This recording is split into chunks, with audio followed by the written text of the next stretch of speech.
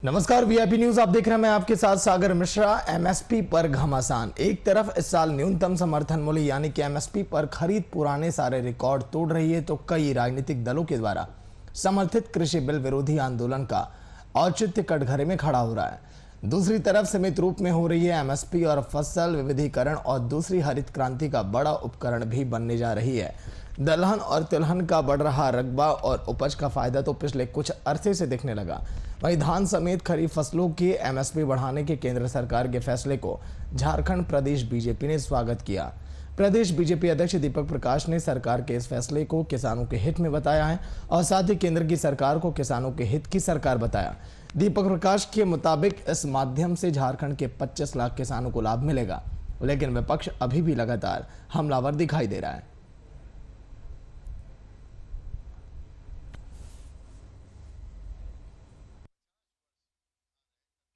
झारखंड प्रदेश की ओर से प्रधानमंत्री जी एवं कृषि मंत्री तोमर जी को ढेर सारी बधाइयाँ। लगातार किसानों के हित में लोक कल्याणकारी योजनाओं के तहत किसानों को आय बढ़ाने के लिए लगातार एमएसपी बढ़ाने का काम किया है। अभी हम कह सकते हैं कि धान पर 72 रुपये क्विंटल, अरहर और राहड़ दाल पर 300 रुपये प्रति क्विंटल एवं तिल पर 452 रुपये की बढ़ोतरी की गई है। हम इस फैसले का स्वागत करते हैं, अभिनंदन करते हैं। इसके माध्यम से झारखंड के 25 लाख किसानों को लाभ मिलेगा और किसान के हित में लगातार केंद्र की सरकार काम कर रही है। इसका हम भूरी भूरी प्रशंसा कर रहे हैं।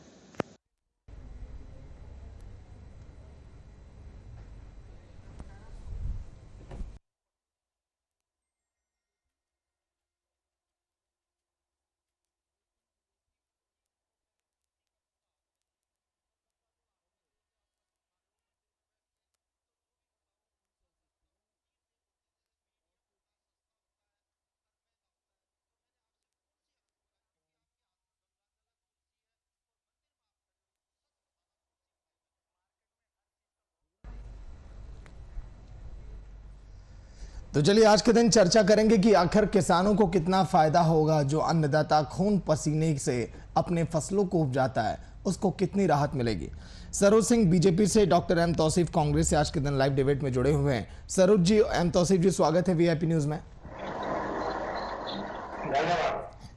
सरोज सिंह, पहले आपके पास आऊंगा सर। जो कहा जा रहा है कि अब 25 लाख किसानों को फायदा मिलेगा झारखंड में, ये धरातल पर भी क्या उतनी सच्चाई आपको दिखाई देगी? क्या वाकई में आपको लगता है कि किसानों को इससे राहत मिलेगी? देखिए, निश्चित रूप से मिलेगी।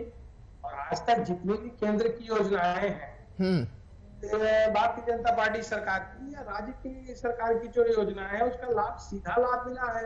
किसानों को क्यों नहीं मिलेगा? एमएसपी पे दर बढ़े हैं।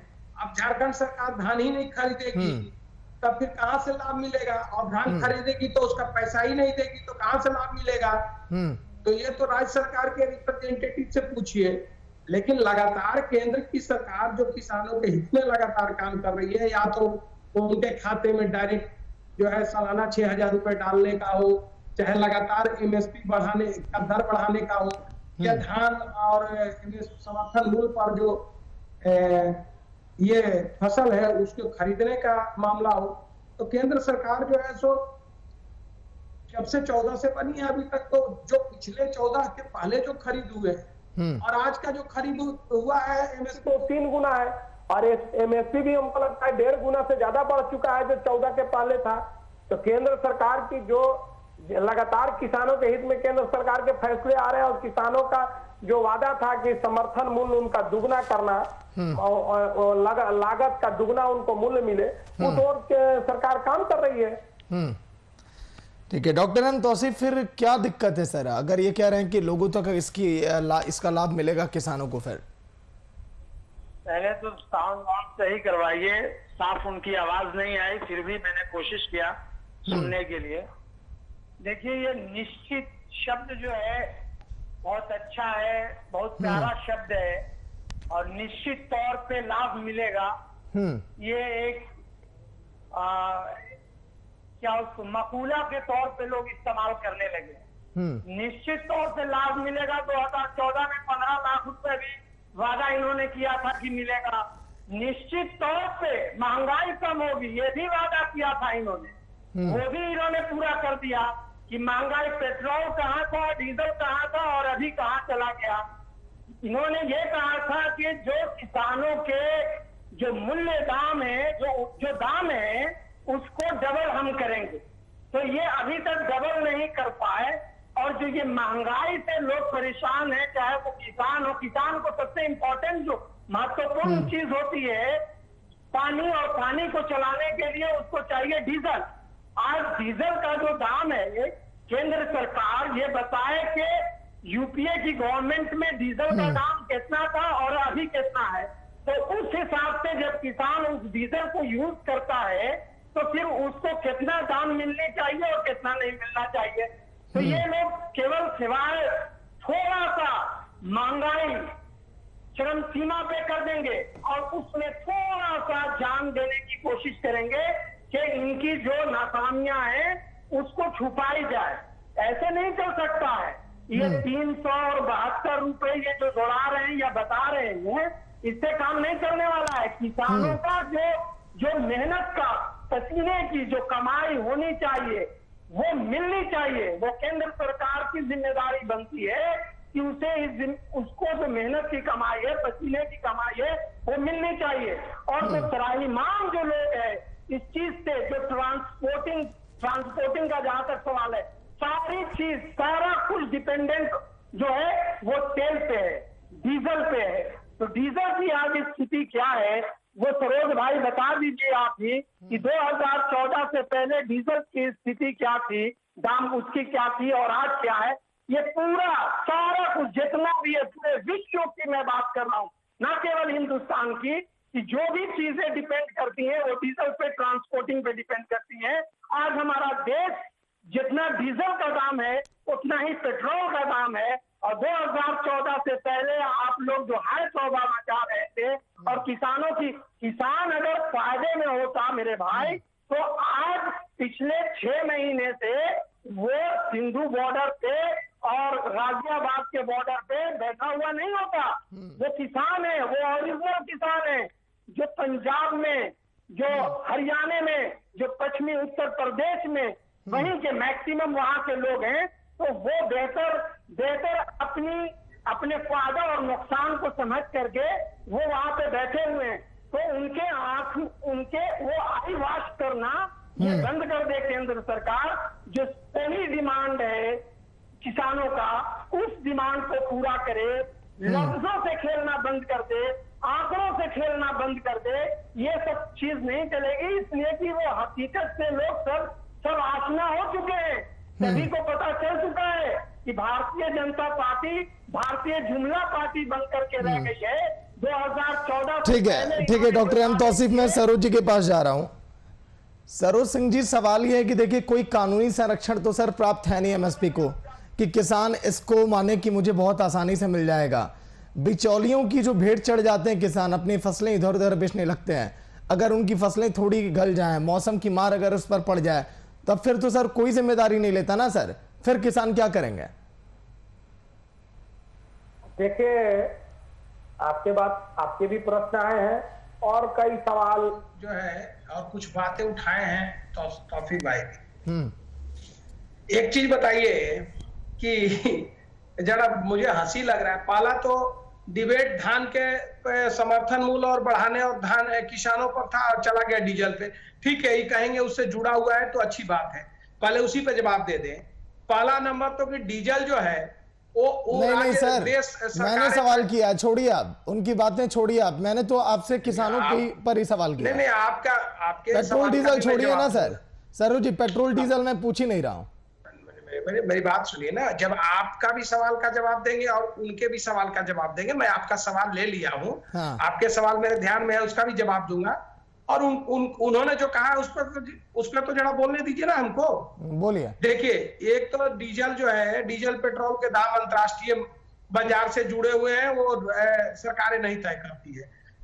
दुनिया में जो उसके दाम बढ़ते हैं तो यहाँ उसके दाम बढ़ते हैं, तो उसमें सरकारें कुछ नहीं कर पाएगी।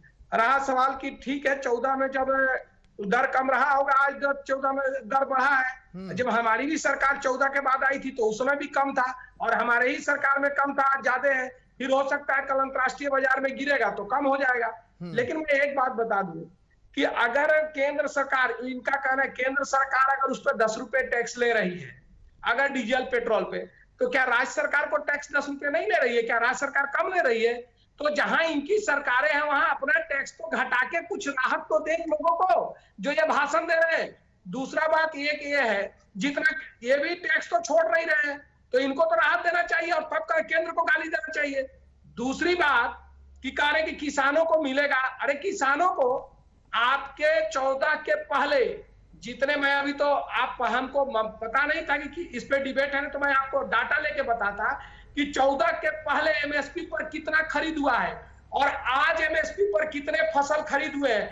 लगभग 4 गुना से ज्यादा, कई लाख करोड़ रुपए के खरीद। देखिए मैं आपको बता दूं कि कितने 4 गुना से ज्यादा जो 14 के पहले से ज्यादा एमएसपी पर खरीद हुए हैं और एमएसपी के दाम भी लगातार बढ़े हैं। और मैं बता दूं कि इनके 14 में जब इनकी सरकार थी केंद्र की, तब कृषि का बजट जो था वो लगभग 21,700 करोड़ के आसपास था।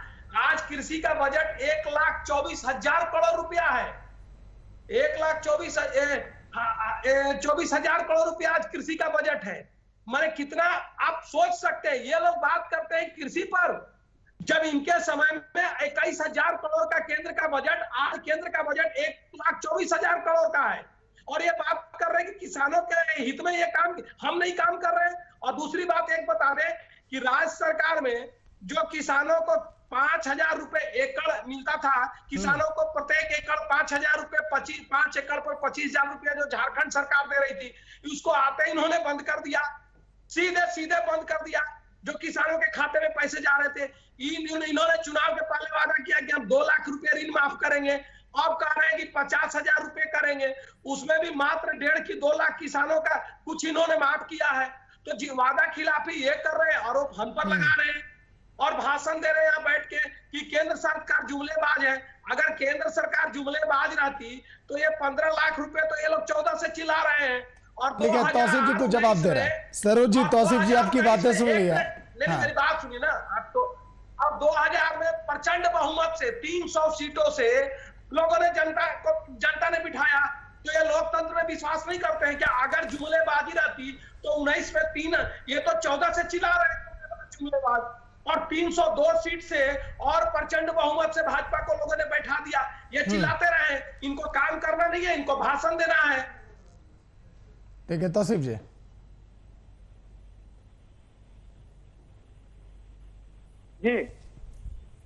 जी बोले, सवाल बताइए। आप कुछ आप कह रहे थे, आप उंगली आप उठा रहे थे, बोलिए।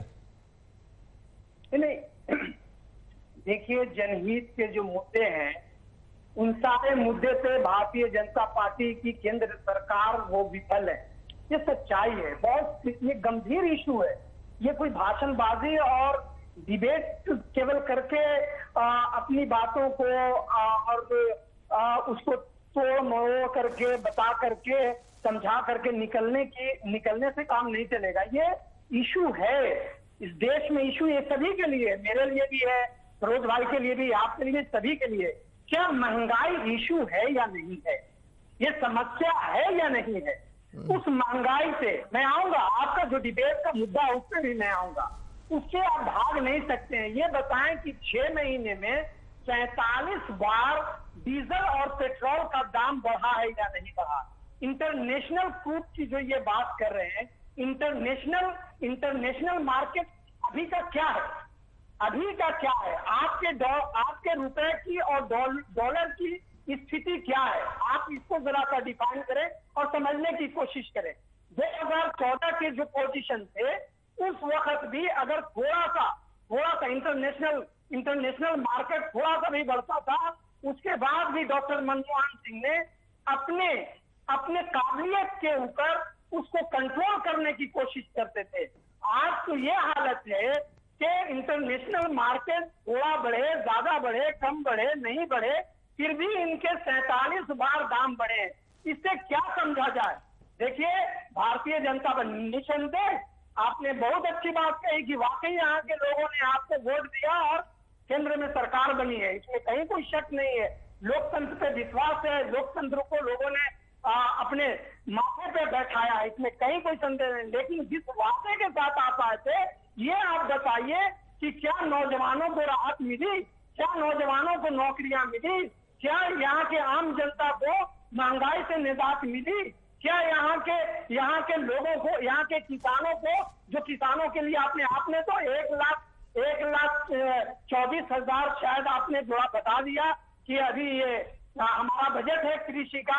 अरे मेरे भाई, अगर कृषि का इतना बड़ा आपका बजट है तो फिर कृषि के जो लोग हैं, जो अन्नदाता हैं, वो सड़क पे क्यों बैठे हैं? कहीं ना कहीं आपकी सरकार में तो खोट है, क्यों नहीं आप सेटिस्फाइड करा पा रहे हैं? और न केवल पश्चिमी उत्तर प्रदेश, हरियाणा और पंजाब के लोग हैं, गाहे बगाहे झारखंड से, पूरे देश से, झारखंड से, उड़ीसा से, कर्नाटक से, वेस्ट बंगाल से, नॉर्थ ईस्ट से और साउथ से भी लोग वहां पे गए हैं, उनके आंदोलन को समर्थन दिया है, वहां पे लोग बैठे हैं। तो कहीं ना कहीं केंद्र सरकार में ये खोट है, कमी है कि वो अन्नदाता को जो सड़क पे बैठे हुए हैं उनको आप सेटिस्फाइड नहीं करा पा रहे हैं। इसका ये मतलब है कि आपकी जो नीति है, जो नियत है, उसमें कहीं ना कहीं खोट है। वो ये साबित हो चुका है कि नरेंद्र मोदी जी अदानी और अंबानी जो उनके मित्र हैं, यार हैं, उनको दो तरफ से फायदा पहुंचाना चाहते हैं। और जो एक क्षेत्र बचा हुआ था,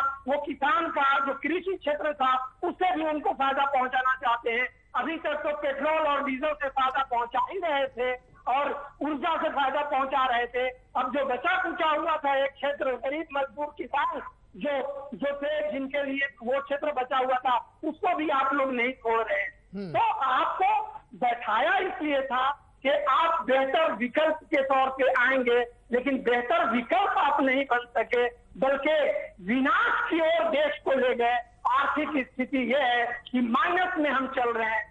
क्या बात करेंगे भारतीय जनता पार्टी के लोग और केंद्र सरकार के लोग, जब यहाँ पे नौकरी नहीं दे सके लोगों को, नौजवानों को, जब यहाँ पे महंगाई कम नहीं हो सकी, जब यहाँ पे जब किसान को जो रोज मतलब उसका आंकड़ा आप देखिएगा तो किस तरह से वो हैंग हो करके अपनी जान दे रहे हैं। तो ये क्या बात करते हैं ये लोग? इनको चाहिए कि संजीदा होकर के सरकार को चलाएं और वाकई आपको यहाँ के लोगों ने बैठाया है सत्ता पे, कि कोई जबरदस्ती आप नहीं बैठे हैं, लेकिन उस संजीदगी का आप इस्तेमाल करिए। रहा सवाल कि आप जो ये भारतीय जनता पार्टी की बात करें, उसके बाद कई चुनाव हुए हैं, आप कई राज्य में हारे भी हैं। ठीक है तौसीफ जी, आऊंगा आपके पास। सरोज जी, अगर बताइए, एक कानून बना दिया जाए कड़ा, एमएसपी को अगर कानूनी संरक्षण अगर प्रदान किया जाए और ये कहा जाए कि जो सरकार ने मूल्य तय किए हैं, इससे अधिक दामों में, इससे कम दामों में अगर कोई खरीदता है तो ये सर कानूनी अपराध है। ऐसा नियम अगर आप बनाएंगे तो आपको नहीं लगता कि किसानों को और राहत मिलेगी? देखिए, एमएसपी जो तय हुआ है, एमएसपी तय हुआ है, किसान एमएसपी पे बेचेगा। अब उससे कम दाम में कानूनी अपराध होगा और वो किसान क्यों कम दाम में बेचेगा? अगर आपके फसल को जो है अगर कहीं 10 रुपया मिल रहा है तो वो 9 रुपए में क्यों बेचेगा? वो 9 रुपए में क्यों बेचेगा? ये तो कोई मतलब नहीं है कि 9 रुपए में बेचने जाएगा। सरकार जब समर्थन मूल्य दे रही है, निकम्मी सरकार है जो लंबा भाषण दे रहे हैं, तो जो कांग्रेस के मित्र मेरे जो लंबा भाषण दे रहे हैं, अब ऐसी निकम्मी सरकार रहेगी तो एमएसपी पे धान खरीद नहीं हुआ और कहा कि धान में पानी है, मॉइस्चराइजर है, खरीदा नहीं। इनके वित्त मंत्री ने कहा कि मॉइस्चराइजर है और उसके बाद कुछ खरीदा भी धान तो उसका पेमेंट आज तक नहीं किया। किसानों की बात कर रहे हैं और टुकड़े टुकड़े गैंग जो बैठा हुआ है वहां पर बॉर्डर पर, उसको किसान बता रहे हैं। झारखंड में वो किसानों को लेकर के रैली किए थे, इनके ट्रैक्टर रैली में खाली नेता नजर आ रहे थे और भाषण दे रहे हैं कि पेट्रोल डीजल के दाम बढ़ रहे हैं, डीजल के दाम बढ़ रहे हैं। तो मैं तो कहा ना कि आप स्टेट गवर्नमेंट उस पर जो टैक्स ले रही है उसको क्यों नहीं कम कर देते हैं कि भैया ये 10 रुपया दाम बढ़ गया, 10 रुपया किस तरह से सरकार चल रही है, आपको में डाला था, बर्बाद कर दिया था। जेडीएम में थे, झारखंड विकास मोर्चा में थे, तो याद करिए इसी तरह भारतीय जनता पार्टी सरकार, भारतीय जनता पार्टी की सरकार को कोसते थे। आप याद करिए जी, आप भूल क्यों गए? आपके नेता बाबूलाल मरांडी आपको कोसते थे, आप भारतीय जनता पार्टी में चले गए हैं तो आप भूल रहे हैं। आप याद करिए, आप विदेश में हमारे साथ ही सबसे कहते थे जब आप जेडीएम में थे। आप याद करिए कि जिस तरह से जिस तरह से ये खजाने को खाली करके बोल रहे थे, सुन रहे थे, अभी सुने उनको चलाई जा रही है। आप जीएसटी नहीं दे रहे हैं, पेंशन नहीं है, 7,000 रुपया की बात कर रहे हैं आप लोग। जितने सांसद हैं और यहाँ पे केंद्र सरकार का पैसा बकाया है, आप लोग जिस तरह से कोरोना काल में हेमंत सरकार ने काम किया है वो काबिले तारीफ है। वो भारतीय जनता पार्टी की कहीं पे भी सरकार इस देश में है वो काम नहीं किया है। आप लोगों को चाहिए कि सबको जो भी यहाँ पे आपके एमपीज हैं और मिनिस्टर्स हैं वो केंद्र सरकार को बोले कि झारखंड का जो जीएसटी का पैसा बकाया है वो वापस करे। सरोज जी, तौसीफ जी, भ्रष्टाचार और कमीशन खोरी पर जब तक लगाम नहीं लगेगा तब तक एमएसपी की हकीकत वो दिखाई नहीं देगी। आप भी यही कहना चाहते हैं?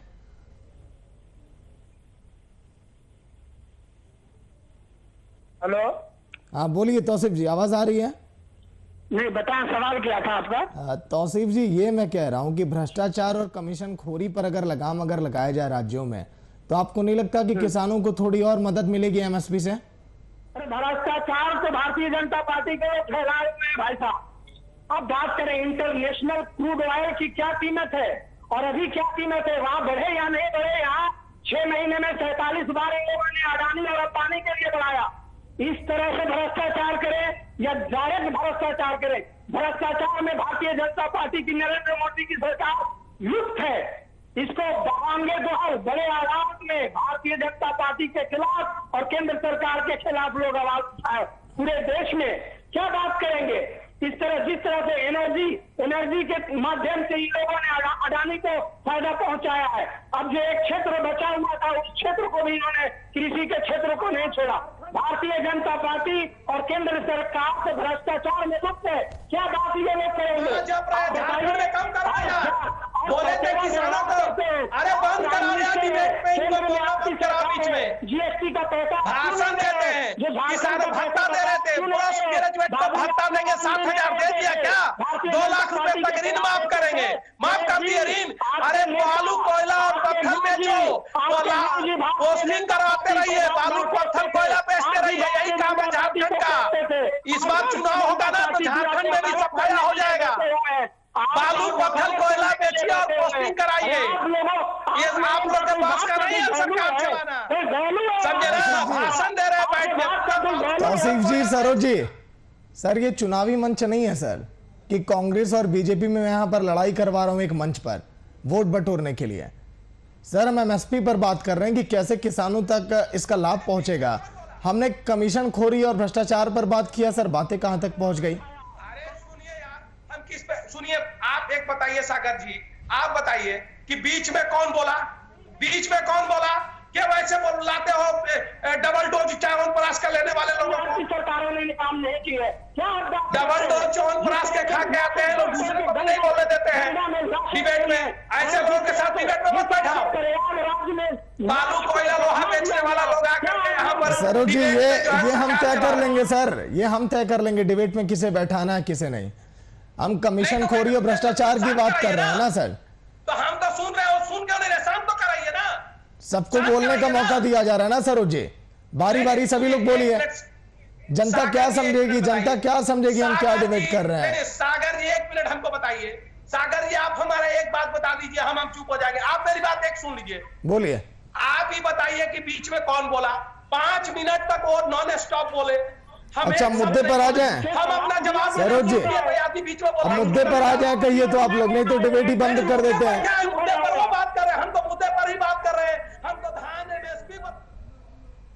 चलिए, वक्त वैसे भी कम है, बहुत बहुत शुक्रिया सरूर सिंह आपका, डॉक्टर एम तौसीफ आपका चर्चा में शामिल होने के लिए। तो ये हालात हैं, भला बताइए एमएसपी पर बात कैसे होगी? कांग्रेस और बीजेपी के नेता आमने सामने अगर बैठे हों तो फिर सवाल ही नहीं है कि किसी चर्चा का निष्कर्ष वहां पर निकले। उन्होंने बीच में बोल दिया तो बताइए 2014 के पहले क्या होता था। उन तमाम बातों का जिक्र कर कर बीजेपी पल्ला झाड़ लेती है और कांग्रेस ये कहती है कि केंद्र में बैठी बीजेपी क्या कर रही है, राज्य में फिर हम भला हम कैसे कर लें। ये आलम है देश का, और इसी के बीच पिसती हमारी भोली भाली आम जनता, जिन्हें उम्मीदें हैं नेताओं से। फिलहाल इतना ही, देखते रहिए वीआईपी न्यूज़। नमस्कार।